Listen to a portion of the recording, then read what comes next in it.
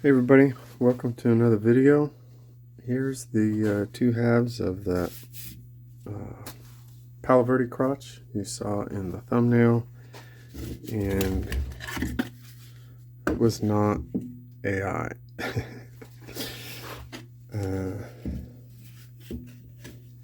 And you can see they're pretty similar on both sides. The Palo Verde tree, I'll put a little clip of a tree that's still alive. Now, it's kind of breezy out here now, but got a whole patch of Palo Verdes that are grown in a row here along the wash. And it's a good example. You can see the wrinkling of the outer skin, and since they grow so fast, any branches that get trimmed heal over pretty quickly if they're pruned properly. So you end up with a lot of dead branch inclusions in the logs if you harvest them. And there's another crotch just like the one I have. You can see all that ripple, even though that's pretty small. It's only about 6 inches wide. So this is a young tree. It's only about 8 inches at the base. And there's a whole bunch more of them over here. All really nice examples of the Palo Verde tree. This one's multi-branch crotch there with all that ripple under the bark. Super cool trees. But the bark is photosynthetic and it's just like skin. So anytime the tree bends or curves or does anything weird, you can see wrinkles in the outside just like skin, which you can kind of see over here in this piece here. And then at the crotches, once they get big enough, you end up with this rough bark patch here in the middle, which has a characteristic shape. And this other one, which was not in the thumbnail, has this hole in the middle here, and it looks pretty interesting. And the bark is probably going to come off. As you can see, it's not, most of it will probably come off in one piece, honestly. But yeah, there's going to be a gorgeous crotch feather in both of these pieces. You can kind of see it there. It does crack, so I'll have to go down a little bit and lose some of that, but it won't be that big of a deal. And something I see a lot, I don't know, I'm not a pro. I haven't been doing this for 50 years or whatever like some other people, but what I have noticed from turning a bunch of crotches and cutting them open and cutting out the pith and all that is that the crotch feather is going to be as close to the middle as you can get. The best figure you're going to get is the middle of the log. So if you turn with this side up, you're going to turn away the best figure. Now you'll get this stuff on the outside if you make this the bottom. There'll be some figure here, but it's not going to be nearly as dramatic as what's over here. So almost as a rule, I will make this the bottom so that crotch feather appears in the bottom, and this the top, so it'll be a natural edge or a live edge. I have done a couple where I've made it a winged bowl and just scooped out the middle and then left kind of the figure on the outside up here, and that can turn out pretty cool as well, but you still end up scooping out a whole bunch. So I'm going to turn this one, which was in the thumbnail, and this is going to be my 2,500 subscriber giveaway. I know it's not the fanciest wood in the world. It's not a burl or anything crazy, but this is a native Arizona wood. So I think there's maybe 2 people on YouTube that turn Palo Verde other than me, and those videos are years old. And I really love this stuff. It's plentiful and it's got a lot of figure. You can see there's some ripple figure in here. It almost always has ripple figure. You can see it right here where the tree bends. Pretty much always. and it turns a bright yellow, and it may have some blue or brown spalt on the inside as well. So I think this wood has a lot of character. It's easy to turn, it finishes like butter, and it falls down in our storms all the time. So you just drive around in July and August and you'll see Palo Verde trees laying on the ground because they get overwatered and they don't last to the storm. So what I'll do is I'll get a flat spot here somewhere. I'll probably do a face plate just because it's going to be, I don't know, I may turn it between centers. We'll see. And we'll get that rolling. And this piece will be part of a drawing for the 2,500 subscriber mark that I just reached in my last video. And if you leave a comment on any of my last 5 videos, you'll be eligible to win this bowl. And I've been trying to figure out, do I do something special with that? I thought a lot of my viewers are turners, and I thought, you know what, I'll give this bowl away, but maybe give this blank away too. I don't know. Let me see what you think in the comments.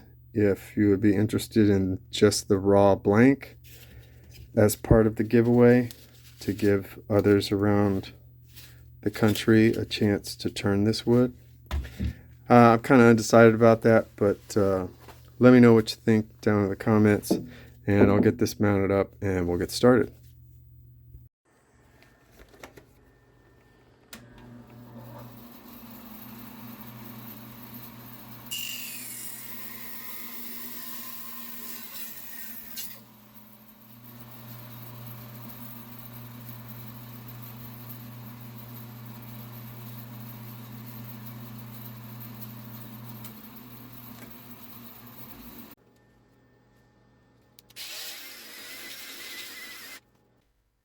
Oh, this is going to be glorious. Here you can see the blue spalt just under the bark. Oh my gosh, that color is going to be awesome, I think.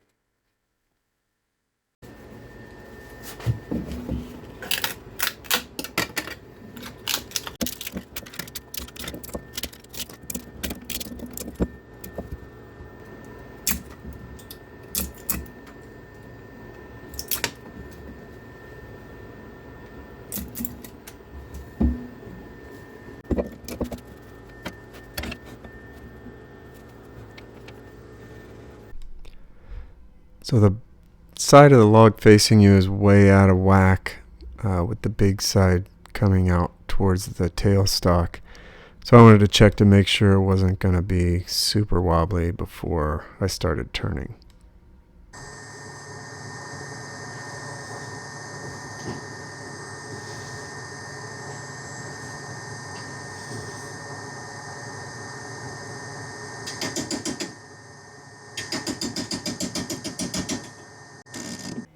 Some of you are probably screaming at me at the comments right now, why didn't you trim that off? Why didn't you make it a circle?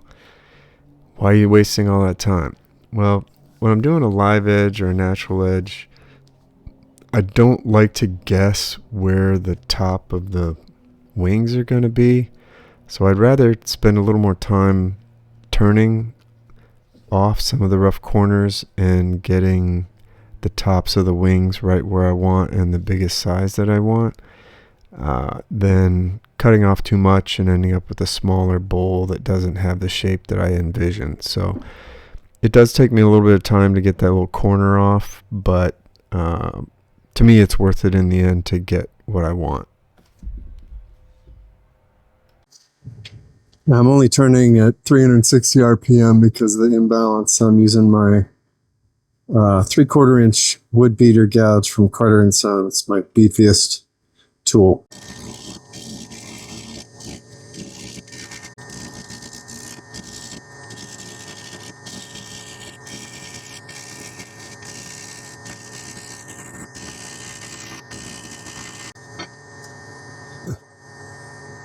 I wonder if I can get a little more speed.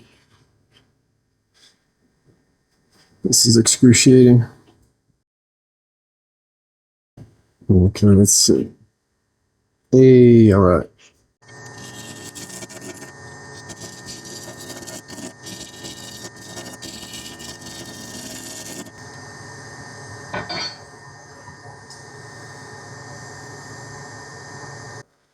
You can see the dark brown and the gray. There's some blue spalt right there. Now this can be spectacular. All right, I'm going to see if I can flatten off this bottom a little bit more. So one of the things I didn't mention when I was talking about getting the tops of the wings of this bulb even was that it really made the bottom way, way out of balance, like maybe an inch and a half. I wish I would have trimmed that off before I started, but it took me way too long to get that, especially because I couldn't turn at a very high speed. It was really kind of a pain to get that down to where I could get to the point where I could put a tenon on it or something.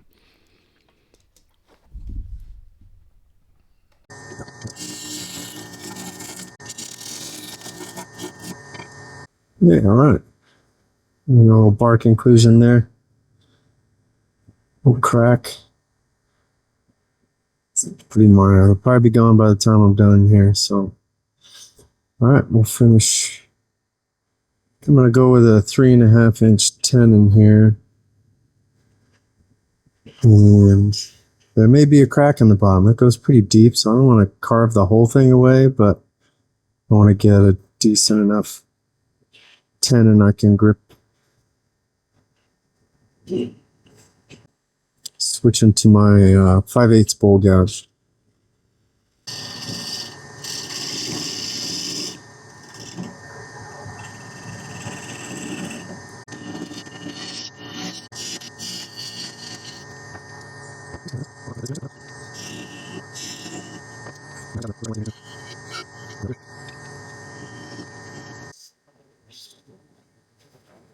Alright, I think what I'm going to do here is, well, let me check the wings.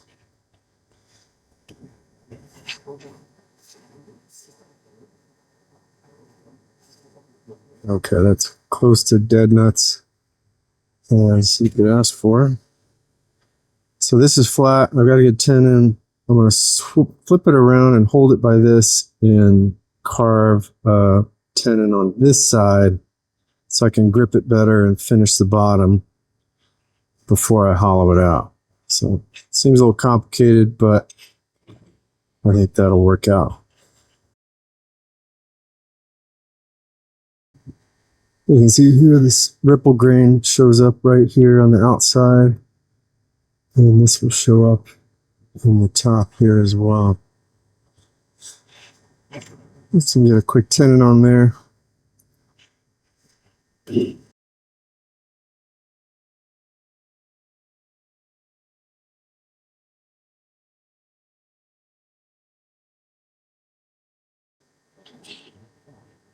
This has a battle here between the figure and the spalt. So you can see this blue streak goes all the way across here. Super pretty. Makes me think the other crotch I may want to turn to preserve the spalt because it doesn't go as deep. But the figure's on the other side. So maybe I'll do a different turning on the other one. We'll see. All right, we'll switch this out. Be right back.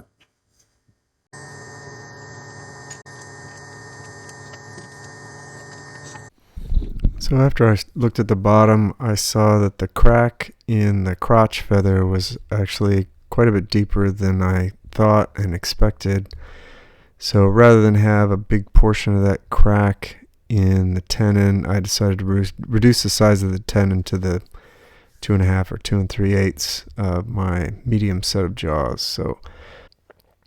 And that's going to end up being my foot as well. So I'm going to use the jaws so that they don't mark the tenon when it's done. Oh, there we go.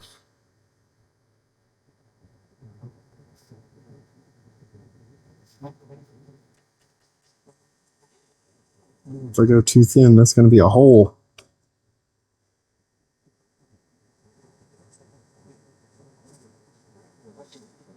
If I carve it away, There may be no more crotch feather left.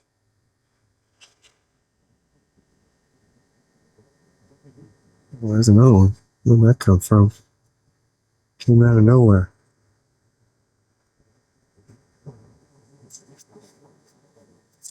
Well, we'll do another pass here and see what we look.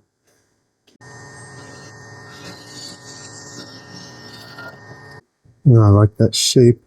It's pleasing. I think I'm going to just repair these cracks. We got the blue spaltings coming through, so that means it'll be on the inside. That's going to be gorgeous. Super cool. I don't know what this is all about. That got bigger. Okay, so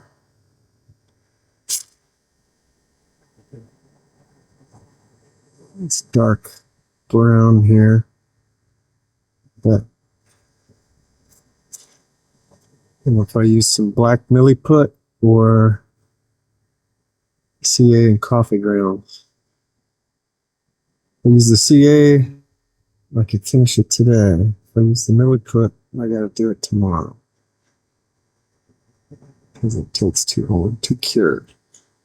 I do have some ebony shavings. Maybe I'll do that. CA and ebony shavings. A little fancy fill.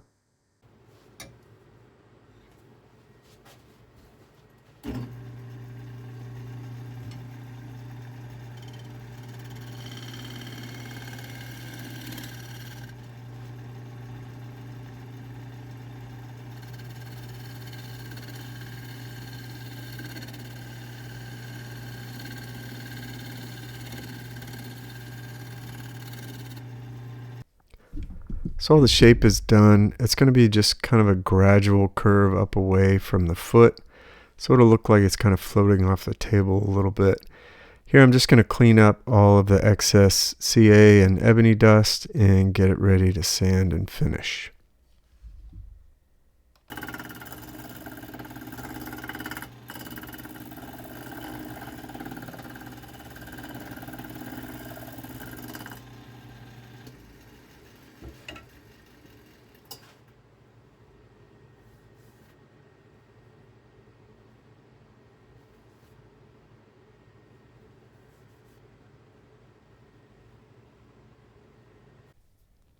So I sanded up to 400 grit and the surface feels like glass.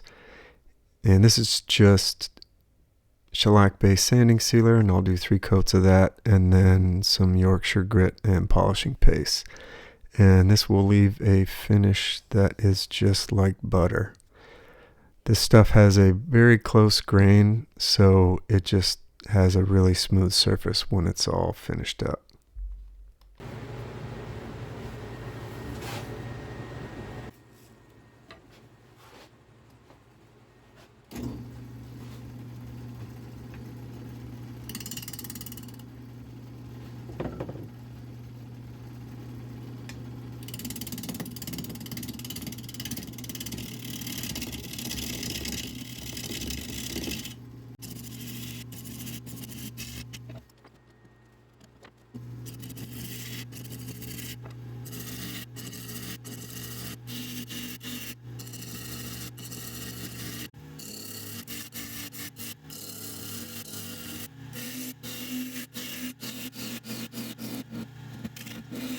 So I use the method I always do in that I come down the wall to get the wall thickness where I want it, and then I clear out the middle, and I use opposite sides of the gouge for that to keep my gouge sharpness kind of even.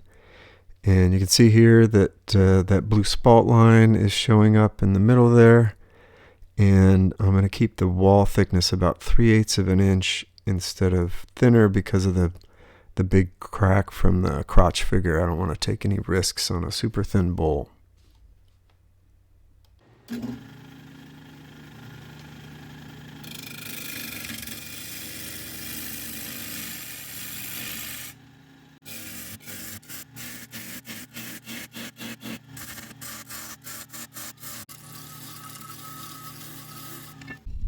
So the small crack that showed up on the opposite side of the crotch is coming through, so I'm going to have to do fill on that side as well. So same thing, ebony and CA.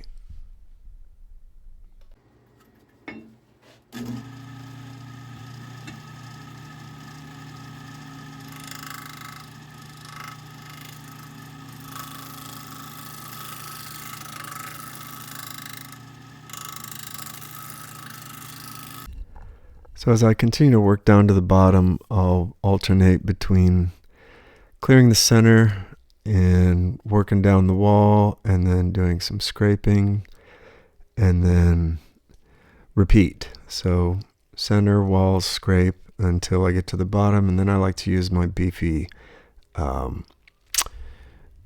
scraper to make sure everything's nice and clean across the bottom, because that seems to cut a little bit cleaner than my negative rake for some reason. And right as I got done kind of flattening out the bottom curve, I noticed that was a little knot that showed up out of nowhere, and it was dry, it wasn't falling out, it wasn't showing up on the outside, but I thought, you know what, I probably should just fill it with a little black CA to make sure it doesn't come out later. So I took a little bit of time and did that. For all you turners out there and non-turners, when you're doing a live or natural edge bowl, you end up having to do a lot of sanding, either by hand on the rim or with the lathe not spinning, and all that just takes a lot more time than if you have the lathe spinning and doing some of the work for you. But up on the wings, you just can't do it because of all the air in between where the wood is as it spins. So for you turners, my opinion, you should charge more for a natural or a live edge bowl because of that. And if you're a buyer, you should expect to pay a little more for an equivalent size bowl. So that's just my opinion, but I feel like all the wood turners really feel that. So I'm doing the same finishing process here as I did before, sanding sealer and then polishing paste, etc. And you can see the color, the bright yellow color of the Palo Verde comes out, and the dark brown spalting, and then the gray spalting that shows up a little bit there by the crotch feather. And I really appreciate you guys watching. Hopefully you've made it this far. And in terms of getting entered into the giveaway, what you need to do, as I mentioned earlier, is comment on this video or the previous 4. Each comment will get you 1 entry, so you could conceivably have 5 entries to win the bowl. And I'll do the drawing on June 1st to give everybody time to go back and make comments if they haven't already done that. And I really appreciate everybody watching, and please subscribe and do all that other stuff. It really does help my channel out, and I appreciate each and every one of you, and good luck to all.